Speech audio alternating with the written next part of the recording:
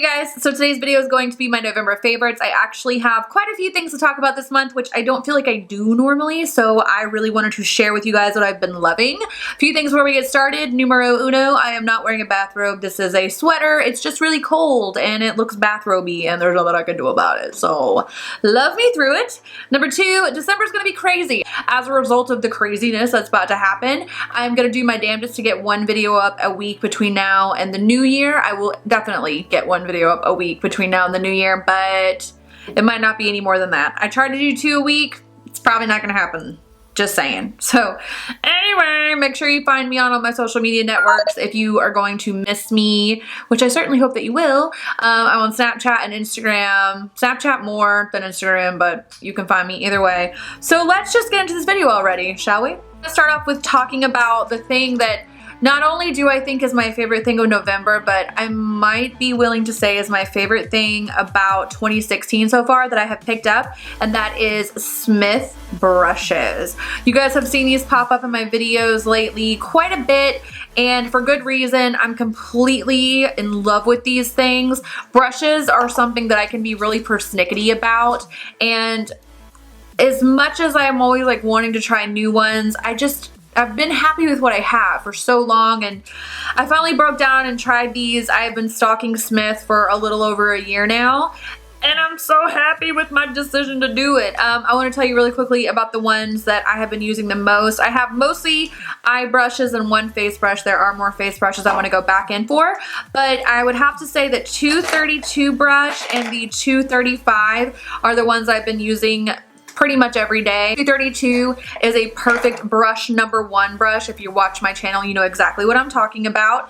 I've been using the E40 from Sigma for my brush number 1 brush for years, like 2-3 years. I've never found anything I like more, and I'm absolutely in love with this one. I don't even know where to start. Like, I don't even know where to start. Everything about these brushes is just truly just artisan, from the handle to the bristles to the shape of it. It's just amazing. The handle has this interesting like thicker in the center and really thin at the end situation, which I would have never thought in a million years mattered until I used it. It's just so comfortable in the hand to use. This one just deposits color so flawlessly and beautifully in that upper crease area. It's an absolute stunner. And then the 235 is similar to the 232. It's completely different shaped though. It's got kind of like this, it's fluffy situation, but it's pointy at the tip. It applies and blends color. Typically brushes do one or the other in my opinion, but this one does both, and it does both immaculately. And what I also really enjoy about it is because it's kind of got this flat side to the brush, it makes kind of dragging your colors into your lid. If you guys watch any of my videos, you know that I'm always talking about like you have to blend your outer colors with your inner colors on your lid. Sometimes people skip that step, and this is just like doot, doot, doot, done. I feel like literally I could use just these 2 brushes and do an entire eye look, and that would be all I needed, except maybe like one flat brush to pack on the lid. But I use these to do my crease. I use them to do my lash line. They do both amazingly well. I also have the 230 and the 247. These are literally just like these 2. These are just smaller, more detailed versions of those 2 bigger brushes. I use them the same way. I use them to put colors a little bit more tightly and a little bit more densely in my eyes. I use them for the lash line. They're stunning. And then the face brush, which is the 115, is so freaking awesome. The way you're meant to use this, you're not meant to kind of swirl or stipple. You're kind of meant to like take the flat side and like lay your color down and then you blend it out. But I do like to use this with more full coverage or matte foundations. It's just flawless. So yeah, Smith brushes are the bee's knees. I want them all, and I will have them all, but if you've never tried them, I would check them out. I will link their website down below. Not affiliated, not sponsored, just obsessed. Thought you should know. Speaking of full coverage foundation, I have to mention the Urban Decay All Nighter Waterproof Long Wear Liquid Foundation. I've had this for a while. I think I picked this up initially back in like September or something like that, and it just kind of hung out in my collection and I wasn't really fussing with it too much. And then one day I just picked it up and tried it. This foundation is ridiculously good. Now, I know a lot of people want to stay away from a matte foundation. I think like the dewy, glowy skin trend is just taken over. But if I've said it once, I've said it a million times.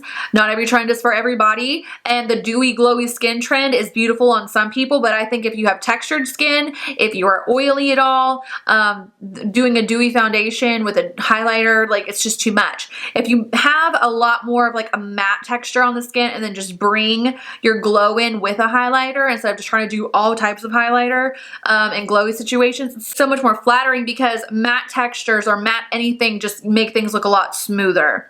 So I have like texture, it's actually a lot better now. I'm kind of like impressed. I'm having a really good skin day. I have a lot of texture typically right here on my cheeks, and highlighter just looks so bumpy and gross on me. And so does glowy foundation. It just looks really bad on that area. But if I use a matte foundation, everything just looks so smooth and airbrush, and then I can just pile highlighter on top of it. And the thing I like about this one is it's super lightweight. It's incredibly pigmented. Literally, I just use one pump on the back of my hand. You guys have seen me without complexion makeup on. I have a lot of redness in my skin and a lot of hyperpigmentation that's just like never gonna go away, I guess. But I just take this brush and just put a little bit on it. And I swear 2 seconds, it's done. It's flawless. It's comfortable. It's amazing. I love it. One thing I will say is this does oxidize just a little bit. So you might want to go a shade lighter because it will oxidize. It does on me, and I've heard a lot of people say it as well. So other than that, absolute perfect foundation. And that's the Urban Decay All Nighter. This is shade 4.5. It's the color I am right now. One more foundation I have to mention. This is the Dior Airflash foundation. This is my second bottle of this. This isn't something I would recommend for every day, but definitely during the holidays and for special events, this foundation is just beautiful, absolutely stunning. Like if I could have afforded to put this in my kit as a professional makeup artist, that's what I would have done because I love it so much. I think the best types of foundations are ones that are pigmented, but really thin because you get the full coverage, but there's no buildup or cakey effect on the skin. There's definitely no seeping into fine lines or wrinkles. Every time I wear this foundation, I get compliments on my skin, not my makeup. People don't say, oh my gosh, your makeup looks so good. They say, oh my gosh, your skin looks amazing. And for a skincare junkie like me, that's just like the best thing in the world. So I love this foundation. It's so beautiful. It is an aerosol spray can situation. So I've seen people like spray this all over their face. That's anarchy to me. Just spray it on the back of your hand and take your beauty blender. I don't like it with a brush, only with a beauty blender, and just dab it on your skin. It's the same way you would do with any foundation. You would put it on the back of your hand or something. You wouldn't like take your bottle and like spray it all over your face. You wouldn't do that with this one either. So anyway, thought I'd throw it out there because the holidays are coming, and if you have a big makeup junkie in your family, this would be a good gift idea. I think they'd feel so special if you got them like this really expensive, ridiculously awesome foundation. So yeah, Dior Airflash. Next are these two highlighters. These are from Makeup Forever. These are called the Pro Light Fusion highlighters. I felt quite so in love with a highlighter the way I feel about these. And lately I actually have been getting more into highlighters. I've been trying it, kind of messing with it, seeing what all the big fuss is about. But these are so unique and amazing. If you've ever used the Makeup Forever Pro Bronze Fusion Bronzer, I had to really like slow that down to get it out. The way that bronzer is, it's like way over there, or I go pick it up for you and show you. It basically looks like it's like a piece of plastic, and then it's almost as if your brush is literally just picking up color, and that's it. There's no powder, there's no texture, it's just bronze color on your face. That's kind of what these highlighters are like. They don't look like any other kind of highlight I've ever seen. They are the most smooth, I don't even know how to explain it. They're the smoothest highlighters I've ever seen. There's no chunkiness. They perform like a dream. They're not too glittery. They're not too shimmery. And I know like you're like, not too shimmery. Isn't that what we want in our highlighters? I don't. I'm wearing it today on my cheeks. I freaking love it. I have the color 1 and the color 2. 2 is a lot more of a gold shade, and 1 is definitely more of a pinky opalescent color. I tend to mix them together to get my perfect highlighter shade du jour. But they're so freaking incredible, and I haven't heard anyone talk about them, or I haven't seen anyone use them or anything, and I'm obsessed. I'm absolutely obsessed with them. These were sent to me for Makeup Forever, so thank you guys so much, but you can get them at Sephora. They're freaking awesome. I did want to mention the Makeup Geek highlighters as well. These are, I hate to even say this because I was obsessed with these when I first got them. I still think the Makeup Forever is a little bit more superior. but these are still absolutely standalone incredible. I have 4 colors in total. I've been using them all month.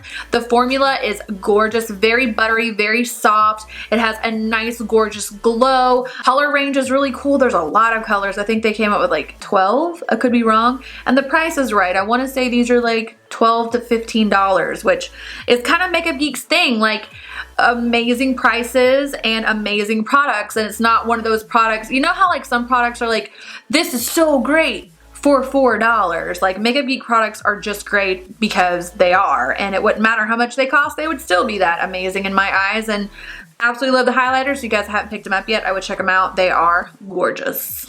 The Becca and Jaclyn Hill face palette. It was limited edition. They brought it back. A lot of people were pissed. I was like, what's everybody so mad about? I really wanted this thing and now I get to have it. I don't like this so much for the highlighters. The highlighters are really nice, but I already own Champagne Pop, the full standalone version. Prosecco Pop, which is the other highlighter in here, is a little bit more gold. It is super gorgeous as well. But what I have been using the crap out of this palette for are the blushes, particularly Amaretto and Rosé Spritz. I'm wearing that today as my blush. Mixing these two together, pretty much exactly what I want in every blush ever. The kind of luminous texture of the Rosé Spritz mixed with the more matte texture of the Amaretto, plus the kind of neutral tones of the Amaretto mixed with the kind of fun flush of color of Rosé Spritz.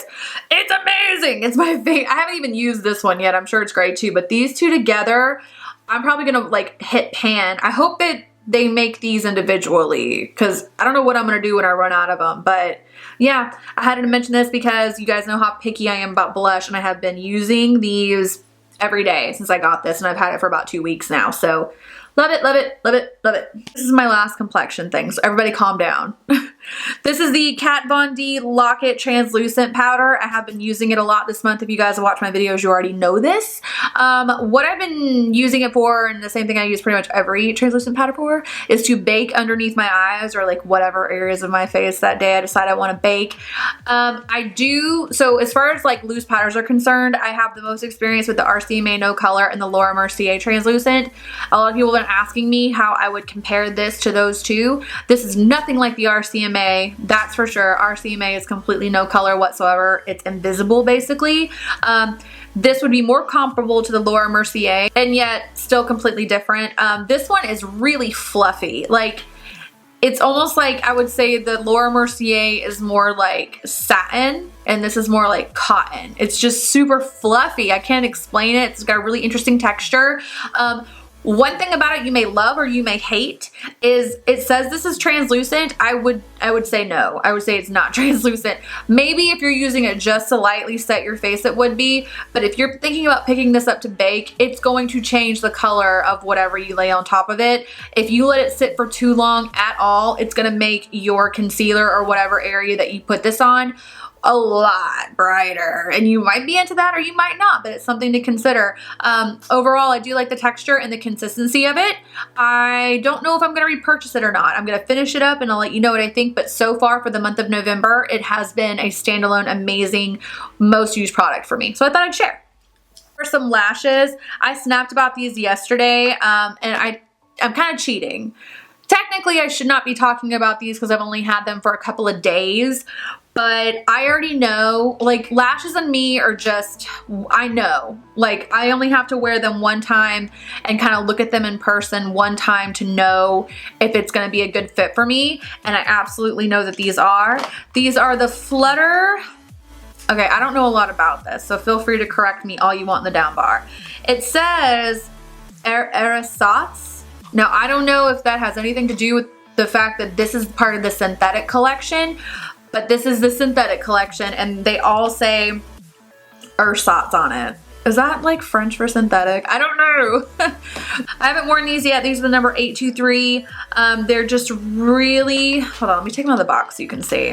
They're the number 823. They're a little bit spiky, but they're incredibly, like, just to look at them, they're so fluffy and multi-dimensional and gorgeous, and since I don't wear mink lashes, it's hard to find something like this, and I don't know why more companies aren't putting them out, because not everybody wants to A, pay for mink lashes, or B, wants to pay for mink. Like, I just don't want to. This is the premium collection, so it is $29. I don't really know what makes these premium. To be perfectly honest, I feel like my regular $10 ones they look just as good. I can't really tell the difference. But I freaking love them. I love them so hard. So yeah, Flutter lashes used to be in my life a long time ago, and now they're back with a vengeance. I've already ordered, like, I got these in the mail, and then I immediately ordered 9 more pairs of these because they're amazing. I'll link them down below. I'll zoom in so you can see these on my eyes, actually. So I don't know if you can tell up close, but these are just really, can you see like all, like how, like just look how soft they look. Oh, I love them so much. And these are the style Intoxicating, like I said. They're just so fluffy and beautiful. And these were $10, the ones I'm wearing right now, just so you know. I do have one more lash brand to mention. I don't know now. I bought this brand before I bought the Flutter ones. So I do feel like I should mention these because I was enjoying them up until I got these, but these are still nice as well. Anyway, kind of apples and oranges situation. These are from the company Eyeris Beauty. This is the style, what are these called? These are the style Cleopatra. I have 2 other ones. I have Sriracha and I have Hot Tea. I do like them. They're okay. Now that I've used the Flutter ones, I don't know definitively if I would ever buy these again, but I thought I would mention them. If you are in the market for synthetic lashes that are super luxurious and beautiful, I do enjoy these quite a bit. I just think I prefer the Flutter a little bit more. I don't know. I just thought I would tell you guys about both of them because I cannot be the only person who is like constantly on the hunt for really gorgeous synthetic lashes. These are actually made of synthetic silk. So once again, cruelty-free, completely cruelty-free, which is why I picked them up in the first place. The only thing I don't like about these is the packaging. For me, when I buy really expensive lashes, and these are like $27, which is pretty crazy. I like to keep them in their packaging, but this, like, it's not really an option. I've actually lost one of my lashes doing this, which really upsets me. Not the end of the world. Thought I'd share it with you. But these are really nice as well. I just think I prefer the Flutter more. Anyway. Few lip products. These are the Too Faced Melted Matte Liquefied Matte Longwear Lipsticks. I'm wearing both of these today. I have been wearing the crap out of these ever since I got them. Not only for the colors, I have the colors Child Star and Cool Girl. Child Star is just a little bit paler than Cool Girl is. What I like about these so much is the formula. The formula is one of, if not the most amazing formula of liquid lipsticks I have come across so far. Just my opinion. They initially come out and they even smell like the NYX matte, what are they called? Like they're like the matte lip creams or something. They did remind me of that a lot initially, but I like them better. They last longer. They're just so amazing. Like they smell kind of sickeningly sweet, to be honest. I don't know, that might be something that could turn some people off, but I don't give a shit. I love these so hard. I thought I'd mention them because I've worn them all month. All month, if you've seen a nude lip on me, it's been these, and you guys are constantly asking me what's on my lips. It's either Child Star or Cool Girl, or it's 2 of them mixed together. If you haven't tried the Too Faced liquid lipsticks, I would do it because they're amazing. This is the Tarte Man-Eater Mascara. I picked this up not too long ago. I've said a million times in the past, like, there was a huge period of time where I was just like, mascara is mascara, who cares? But now I'm starting to see things a little bit differently. I feel like if you have a good mascara, first of all, bottom lashes are everything for me in terms of mascara. That's really the yardstick by which I judge a mascara in the first place. If you have a good mascara and it's doing what it's supposed to do, which is different for everyone, but for me, I need it to lengthen, lift, and hold curl because, like I said before, my lashes just kind of go straight down. If I have a good mascara, my lashes just sit really well on top of them, and that's a big deal to me. It might not be a big deal to you, but this actually reminds me a lot of the Benefit They're Real mascara, just a little bit. And by the way that it just builds so wonderfully upon itself. It doesn't get clumpy, but it really does lengthen, and it does give volume. It's a really, really gorgeous mascara. It's my new favorite. It's my new favorite of the month. I'll probably try a new mascara every month. I'll make that like my mission to try a new mascara every month. They do expire rather quickly, so it's not like unthinkable that I would be able to do that. And this month, it's been this one. I love it. More things and then I'll get out of your hair. This is the Magic in the Air Ultra Shea Body Cream from Bath & Body Works. This I believe, and I could be wrong, but I believe this is a new release and it's only out for the holidays. I could be wrong about everything I just said, but that's what I think is going on with this. It is the most gorgeous smelling body lotion that I think Bath & Body Works has ever come out with. Sometimes body lotions can be like, I like things that smell a little bit sweet, but not so sweet that like throughout the day, once you start sweating or whatever, it starts to smell like gross and sticky. I can't explain it. When I put on a body lotion that's really sweet and it's too sweet, I feel like once my body actually heats up, I start to smell gross. I don't know how to explain it, but this one's got just a hint of freshness to it. I'll tell you the notes, maybe it'll help you in some way. Almond flower, sparkling persimmon, white iris, whipped vanilla bourbon, and fluffy sandalwood. It's good. I really love it. Like I said, I do think it is only for the holidays. It does have a nice little festive kind of note to it. I'm super into it. It's almost gone. We had this for like a couple of weeks and it's already right here. Like I'm about to run out. I gotta go get some more. I've been obsessed. And if I'm gonna talk about Bath & Body Works anyway, I might as well just talk about my favorite candle for December. This is the Fresh Balsam Candle from Bath & Body Works. During the month of December, I have a fake Christmas tree. So all throughout December, the only home fragrance situation that I have is this. I have the room spray, I buy waxes, and then I light the candles because I want my house to smell like a Christmas tree. Christmas trees are like, I would burn this all year. I love it so much.